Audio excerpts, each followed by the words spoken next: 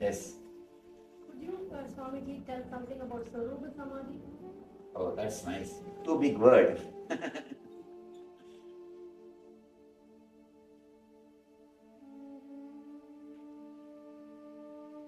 In Patanjali, there are different kinds of samadhis explained.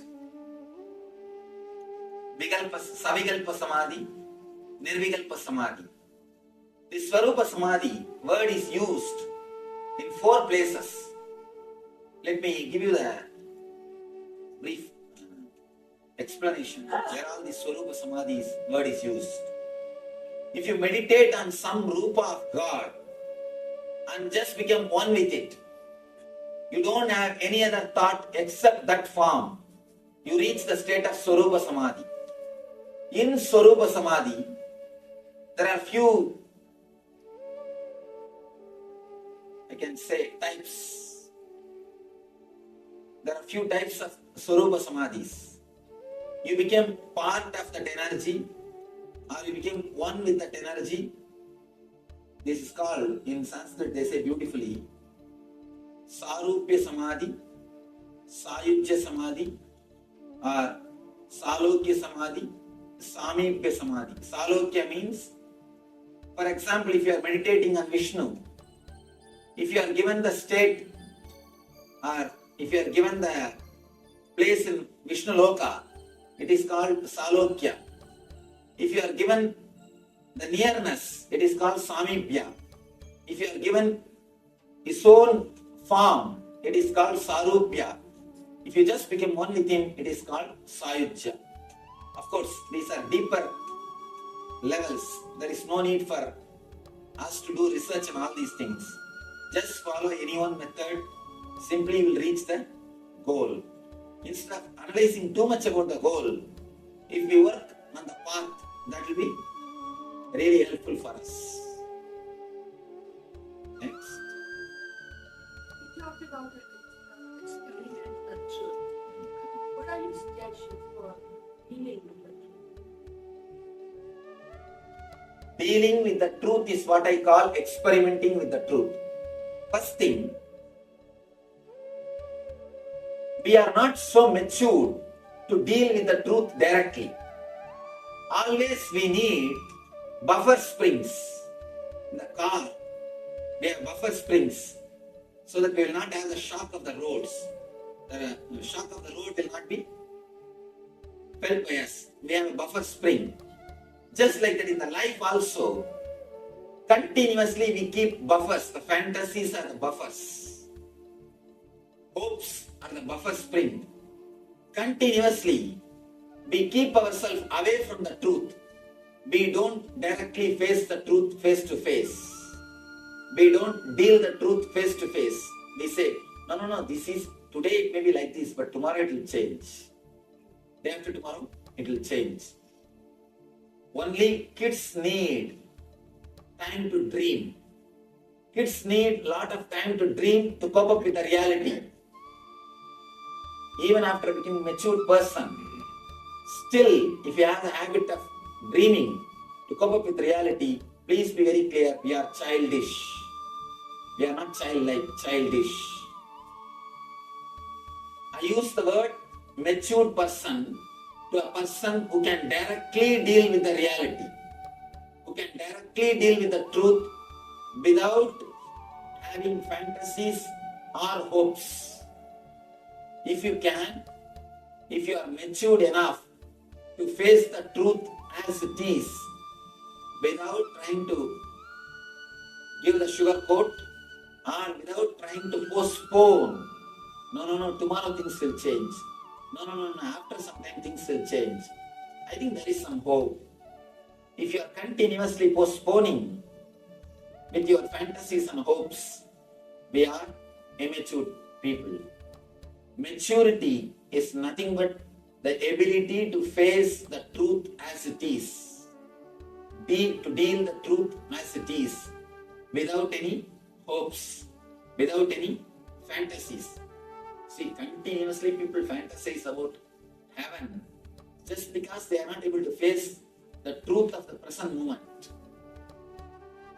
Just Just because you are not happy with the present moment, the reality, the truth of this moment, you fantasize, no, I'll have heaven, I'll have this, I'll have that. No. The ability to face, the ability to respond spontaneously is what I call responsibility. If you can respond spontaneously to this moment without having any buffer between you and the truth, you are a responsible person. Only then we can be called as matured person. Maturity is nowhere related to 21 years. It is somewhere related to our being. How much we are able to respond spontaneously to the present moment. How much we are able to respond to the truth as it is without having our own hopes, without having our own fantasies. So, whether you accept or not, whether you want it or not, you have to deal with the truth. Am I right? You have to deal. So deal with more matured consciousness. Why to deal grudging, grumbling? Or why try to escape from it? Just face it. Directly start living with it. And one more thing. Truth is like a diamond. It will polish you. It will mold you. It will make you a different person. It will transform you. I always tell people, whenever you feel insecure or totally shaken, facing the truth, some reality, some incidents which happens in your life, if it shakes your being, allow the shaking to happen. Let the truth shake you. Let the truth penetrate you. It will transform you. Truth is always intelligence. The truth will give you enough intelligence and energy to face the life. Only thing, when you try to protect yourself, when you carry some shield to escape from the truth, then you miss the whole thing. Then you miss the whole thing.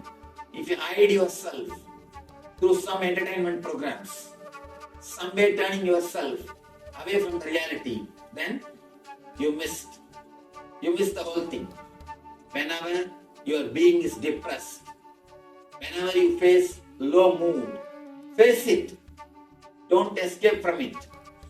If you try to escape through some entertainment, partying or drinking or TV or some media or magazine or some way, continuously it will be running behind you. The depression will not leave you. It is waiting. It will chase you. When you sit with yourself, it will come up. Don't try to escape from your being. Whatever is, whether it is guilt, low mood, depression, whatever is reality, face it. Let's see who else can face. If you are not ready to face your being, if you don't want to be with your being, nobody else will want to be with you. So be very clear. Only when you face the reality of your being, you will be able to be with yourself. So you have to face, you have to deal the reality. You have to see the truth, whether today or tomorrow. The earlier you see, better for yourself.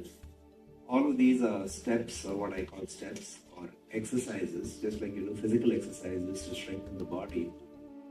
Yogic discipline, yogic exercises are primarily meant to provide you the means or the techniques to take you to that state of connectedness, to that state of bliss or ananda, which I'm not giving a discourse, by the way, I'm just stating my question with a few things. I just wanted some clarification.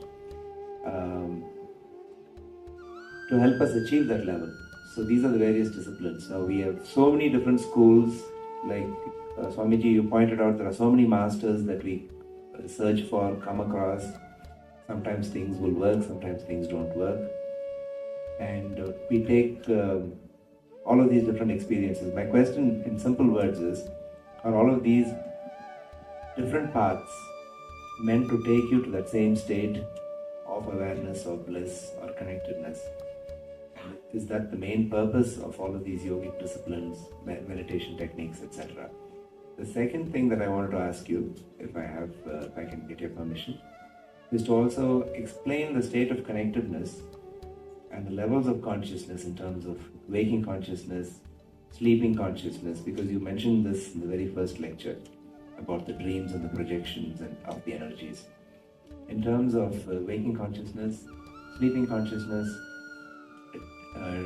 dreamless sleep, and because you mentioned something about that today, and how these four states of consciousness are symbolically expressed in the Omkara Shabda. That was my question. Actually, too big question. But the beauty is he's able to repeat it exactly. Usually, when I ask people to repeat the question, they just forget. Too big question, especially about these four states. In the next session, I'll speak about these four states. About these four states, I'll speak about it in the next session. The first question which you asked, are these steps to put us in the bliss? They are not steps actually, they are techniques. When you use the word steps, it's like you do them and then reach the bliss. But when I say the word technique, I mean by doing it itself will put you in the bliss. Not that you will do, master it, then reach the bliss. No. Very doing will put you in the bliss. It's like the earth will open and you will fall into the bliss. Not that you will walk and reach the bliss, just the earth will open and you will dissolve into the bliss. That's why I say these are techniques. Patanjali uses the right word, Ashtanga Yoga. Not 8 steps of yoga, 8 parts of yoga. Anga means parts, not steps. Always, almost all translations, they say 8 steps to yoga. The Sanskrit and English translation, there they miss the whole thing. It is not 8 steps to yoga, it is 8 parts of yoga, Anga. So these things are also techniques. They are not steps. They straight away put you into the bliss. That's the first thing. One more thing is asked about. We see many masters and many techniques. Are they all helping us to reach the same bliss? Here I have to say honestly, I don't know. I know only one thing about what I am speaking, are the techniques which I am giving. I do not know, I have not experimented with all the systems, with all the techniques. Of course, there are so many masters, so many techniques. Anything which suits you, which suits your system, you can follow it. How to find out whether it suits you or not? Something beyond your intellect will happen. You will feel connected. Just like something has happened in you, you will feel connected. People ask me, Swamiji, should I accept you as Guru? Should I remember you continuously? Should I meditate on you? I tell them, never do that mistake. If I am your master, you can't forget me. Simply you will not be able to forget me. I will be there in your dreams, I will be there in your sleeping time, I will be there in your mind continuously. You will not be able to get me out of your consciousness. You will not be able to do anything. Simply you will see that continuously you are remembering me.